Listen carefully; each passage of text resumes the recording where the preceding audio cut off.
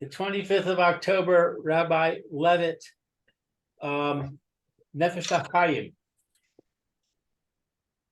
But we could say, in a very simple sense, without understanding all the Kabbalistic implications of what it means to its depths, there's got to be a reason why they're called Merkava. They're called Merkava for a reason. So, in order to figure that out, what is a Merkava? It's a chariot. What's a chariot? A chariot is something that takes you places. With the chariot, you're able to go. You got wheels. You're on your way. You're on a journey, and you can also take others along as well that are in the chariot. So this was the avos. They're called the chariots. Like just like he just got through saying, the person who does the mitzvahs b'shleimus, meaning all the physical actions that the mitzvah entails, as well as the machshava, as well as as what's in his mind and what's in his heart. That the mitzvah is directed towards Hashem in purity and sanctity, and that is that's a recipe for giving tremendous sustenance and light and everything and kedusha to all the worlds. And then, of course, it comes down on the person himself, and the kvod Hashem, the glory of Hashem, dwells with the person.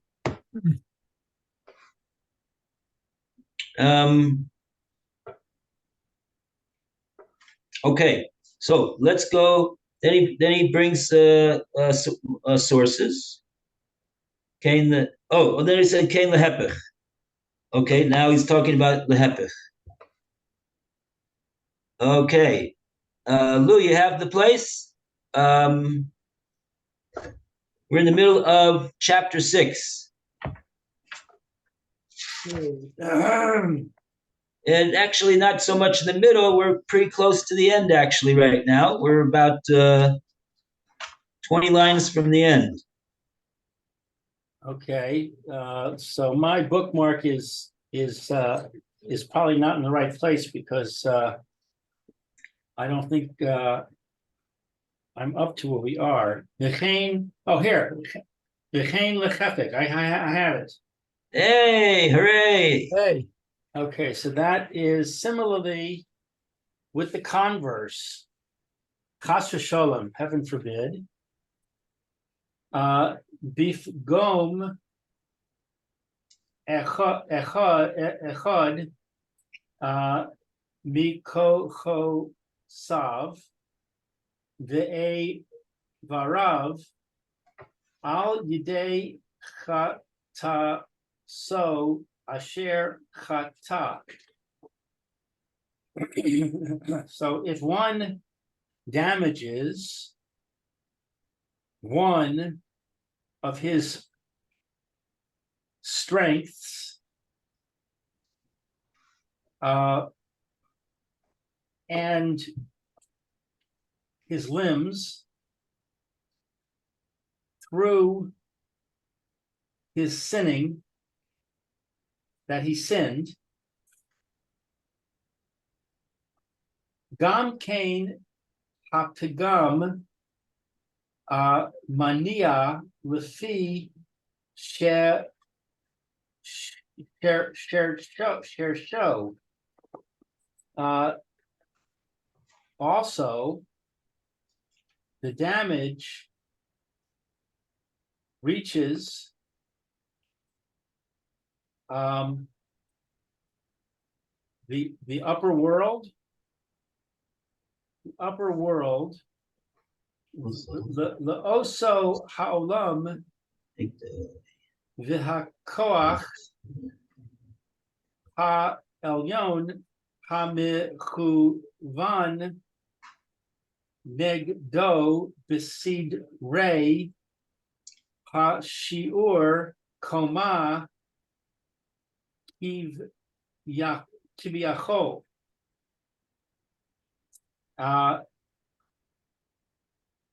this world, and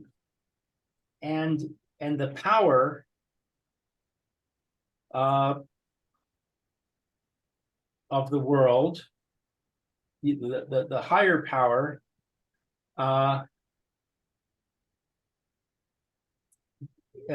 we understand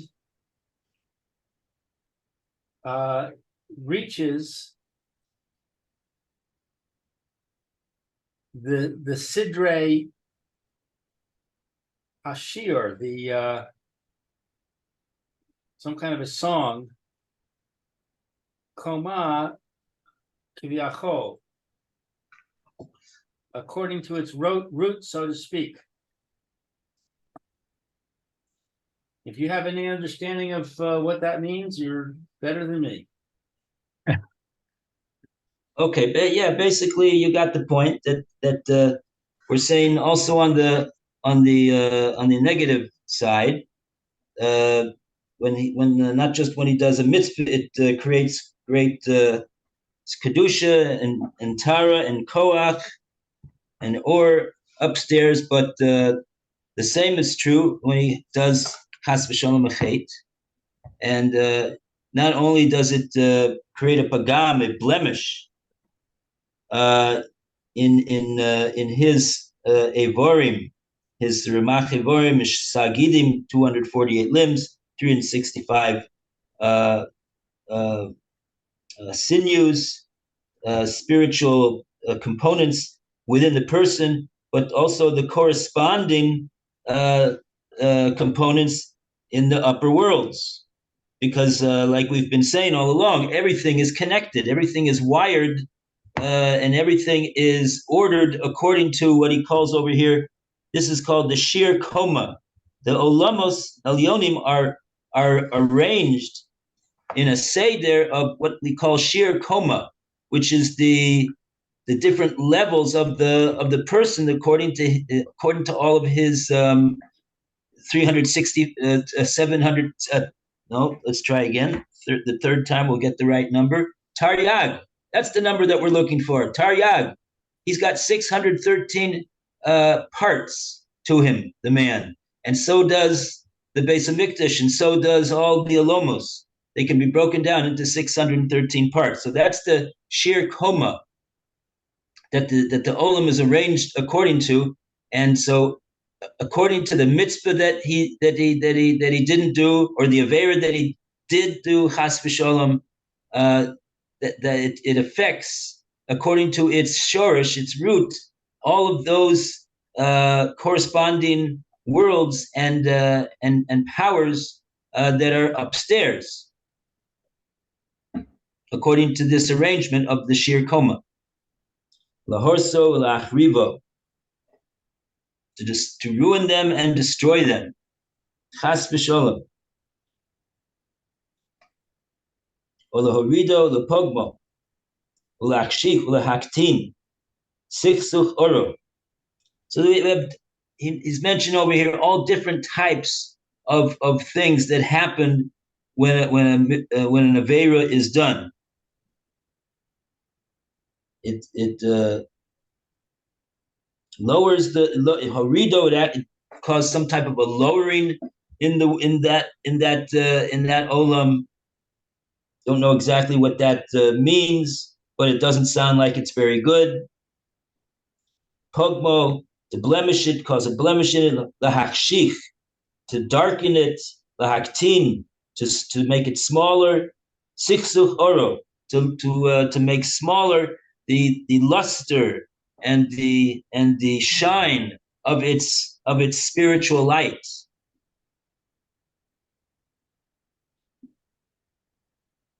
Ulahatish ulachlish ulama'et koyak taras kedushosoi chas v'sholom. It weakens and it makes it makes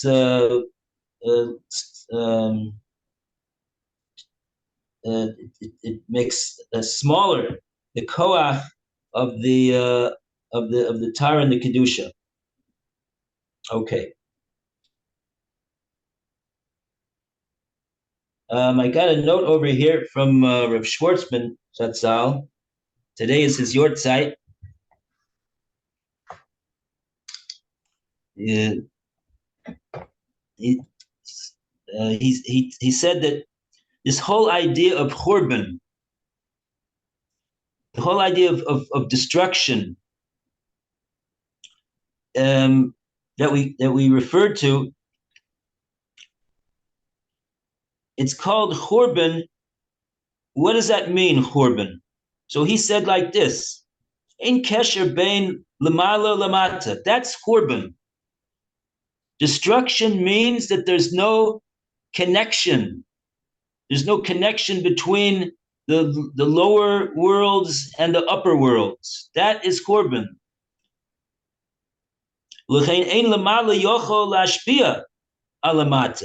And as a result of that, the upper worlds are not able to do their function, which is to be mashpia, to bestow spiritual and material bounty on the worlds below.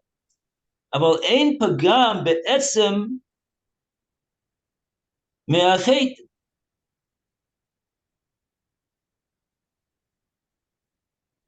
גורם שום קלקול למעלה. It's not really so, he said, that the actual that there's actually any ruination of anything lamala above. Raksha kesher nipsak.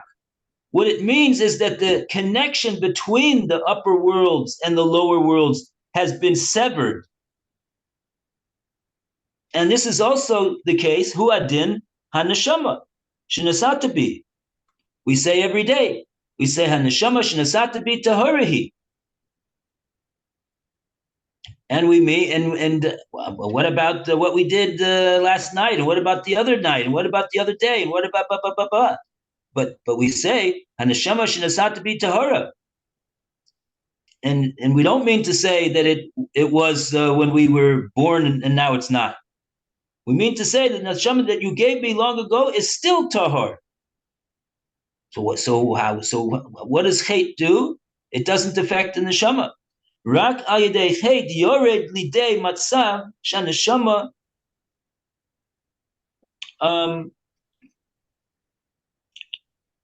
is can't read my writing over here. I feel just like we say that there's going to be a divorce, so to speak, between the upper worlds and the lower worlds. That's what we mean when we say churban.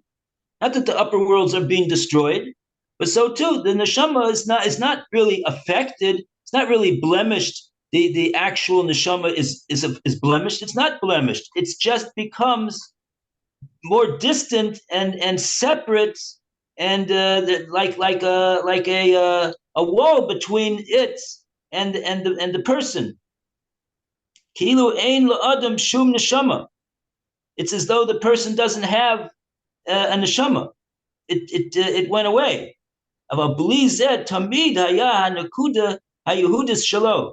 But he added at the end, always a person never loses the pintala yid. Whatever he does or doesn't do, even if the neshama is being separated, but this pintala yid, nekuda hayehudis, is always by him. He's always able to tap into that. Every Jew is able to tap into that nekuda hayehudis shalom, and come towards Hashem. Okay. Yeah.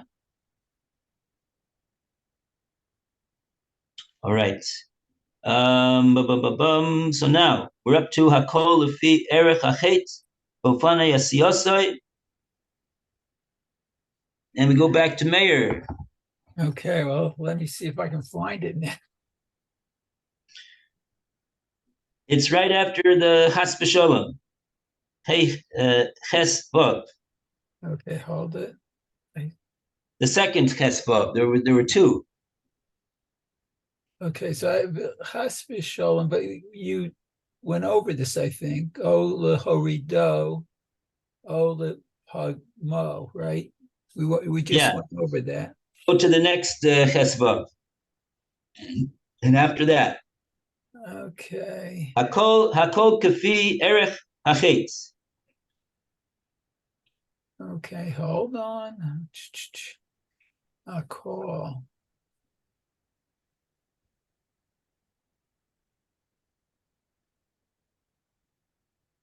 I do not see it in my text.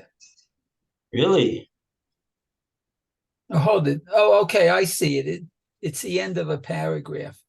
Okay, chas v'shalom. Okay, hakol kafi erech hachet v'afanei asiyato ukafi erech v'inyan oto haolam v'gova madregato.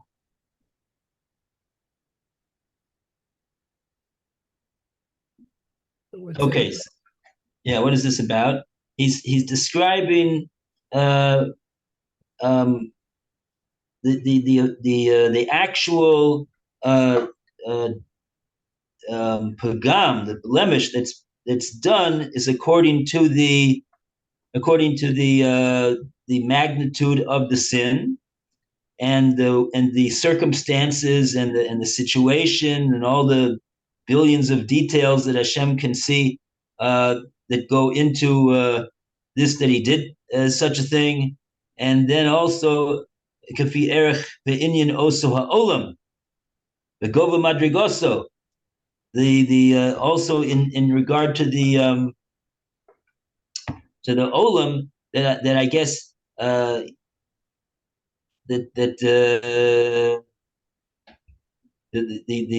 magnitude of the and the power of that particular olam that he as who he is and the mitzvah or the avera that he did rather affects.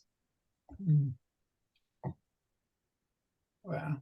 It's just not. In other words, there's so many details that it's not just well you did person does ex avera and so he gets a check in his citizenship report, and when he gets 5 of them, he's got to go to the principal, and it's the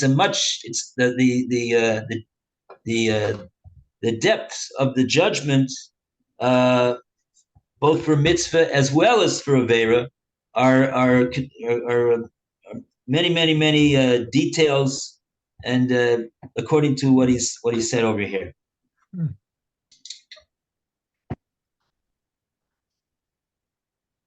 Okay, now we're up to Hilo Kol Ha'olamos Shavu. Continue, please. Mayor. Okay, Kilo Kol Ha'olamot Shavu V'Shi'uran V'Inyan Hapgam V'Hakil Kul Shabbatach Tom Hu Harisa V'Chorba. Not sure what Reish Lamed is. Rahman al-Itzlan. Hashem save us. Oh, okay. Ulamala. Miniyat ha'or uva elyon yoter mimenu. Okay.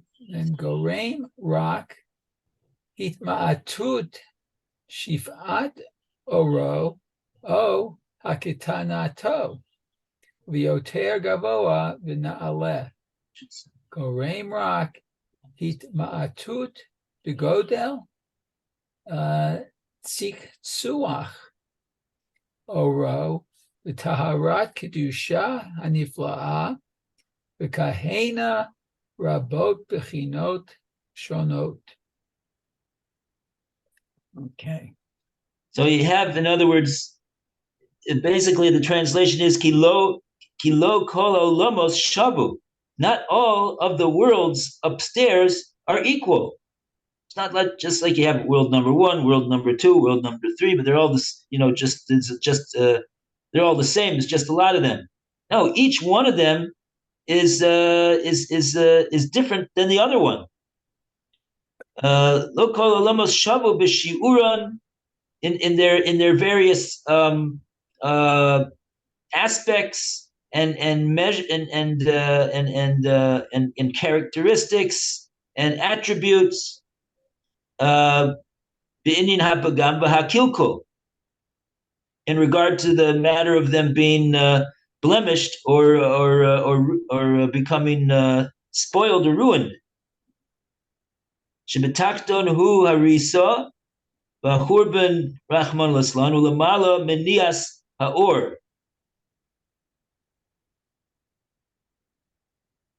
Ube'elyon yoter mimenu gorem rak ismanut shefas oro haknasod. Yoter gavoa v'nelam gorem rak ismatut begodel sachsuch oro. Oh, 1 second. In other words, he's saying he's drawing a distinction between the fallout that happens in the lower world and the fallout that happens in the upper world. And the higher you go up, the amount of blemish is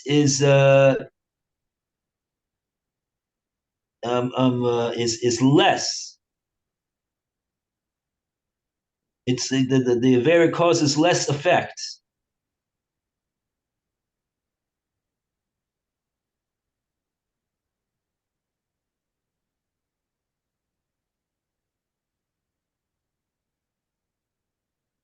Yeah. Biyoter gavo v'nala gorem rak ismatus begodel tzechsech oro v'taras kedushoso haniflo kehein rabos bechinas shonos. Okay, that seems to be the klal he's saying over here that's coming out. A greater destruction in the could down below becomes less and less further up. Okay, let's go further. Inyan Shikaru Razal. Okay, now he's continuing with this discussion of this idea that he has. He's got about 6 more lines until the end of the parak. And we ask Lou to continue the reading, to finish this, get on our way to concluding this parak. V'zehu ha'inyan shikaru razal. V'zehu. I see kilo kol. V'zehu, I don't see. It's a little further down low than that. Okay.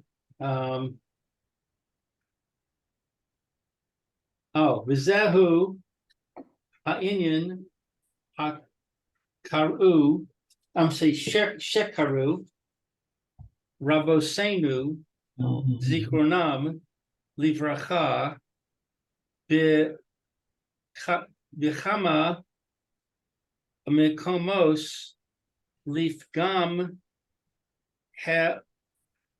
ha'avon agam iko nin shel melech. Okay, and this is the matter that is referred to by our rabbis, blessed memory. The damage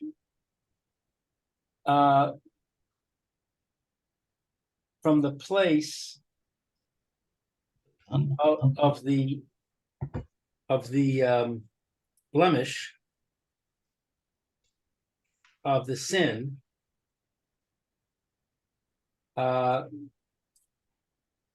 blemishes ikonim shel melech, the image of the melech, the image of the king. Yeah, okay. I think it might refer actually to specifically to the face. To the face of the king? Yeah, right. Okay. So in other words, this is the pagam, the blemish of a sin, is called by Chazal a pagam in the blemish, a blemish to the face of the king, like a pachin panim. Pachin panim. A slap in the face. Ubezohar Yisro, hey,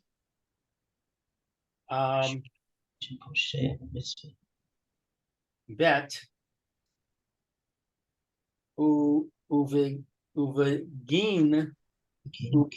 uvegin kach man bifasha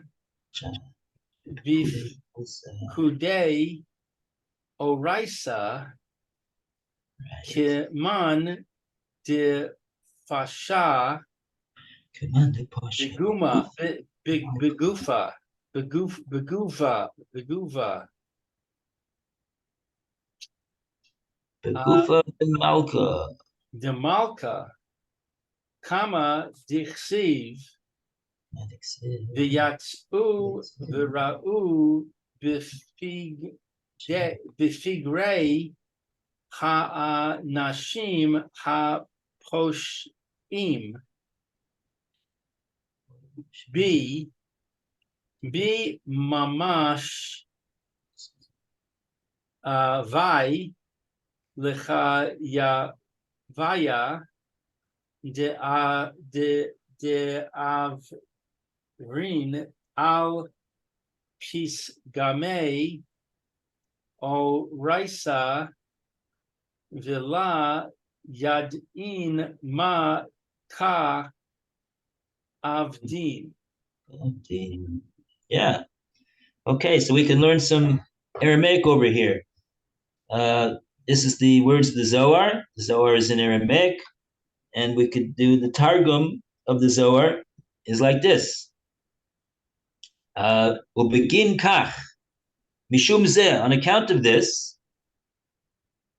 Man de pasha b'kudei araisa misha poshea b'mitzvah achas shibatorah. One who is poshea, he violates a mitzvah of the Torah. Commander Pasha Bagufa de Malka. It's regarded Kamisha Poshea Bagufa Melech. It's regarded as someone who violated in the body of the king. He violated the body of the king. Kamasha Kosev, that's what it means. Kama Diksiv, as it is written. This is a pasuk in Yeshaya, I believe. It's the very last pasuk. The last pasuk in Yeshaya. Yep. V'yatzu ru'u b'pigre ho'anashim haposhim bi. I think it's referring over there to the Milchemes Gog uMagog, where the Mashiach has come, and there's still certain people who are not going to accept Mashiach, and they're going to fight against him, and that's going to be a big conflagration. And this is what the pasuk says over here. Hashem is going to win that war, and they're going to go out and see the pigre hanashim haposhim bi, the bodies of the ones that that rebelled against me. Be mamash. That's what the point of the Zohar is. Who rebelled against me? What does it mean? Be they rebelled in me. Be mamash in me in my essence. That's the mashal. It's as though he violated the body of the king. So we see how strong how much it's how serious and how grave it's regarded by the Zohar as those that rebel against Hashem. Woe to those Rishoyim. Chayve is Rishoyim. The Avrin al Piskamei Araisa, they violate the words, they transgress on the words of the Torah. Piskamei Araisa, the words of the Torah. Below Yodin, and they do not know. Maika Avdin, they don't know what they do. They don't even realize. If they would realize, right? If a Russia would really realize what he's doing when he's doing an Avera, he wouldn't do it. But he doesn't realize. And that takes down, of course, some of the severity of his sin, because he just doesn't realize. He doesn't get it. He doesn't get it. He doesn't realize. So it's not as he doesn't get it. Okay. And now for the last 3 lines, he quotes another Zohar, Ubetikunim. And on that, we don't have any Targum. Oy vey, what are we going to do? Mayor, you want us? We don't have any time anyway. Okay. Very well. So we're up to the last Zohar in the Perek. And it's basically the same words, familiar words. You see them over and over again. Okay. It's just another source, I think, for what he just got to saying. I don't think it's anything new. Although there is a Hagah on this last sentence of the Perek. Maybe we'll see that tomorrow. Zeu pashtus inyan hakosuv nasa odom loshen rabim. Okay, sounds good. Thank you. Okay, Rabbi. everybody, Yashikoya. Okay, Yashkoyach, everybody. Have a great day. Hey, Okay, you too. See you in a few minutes. Bez Hashem.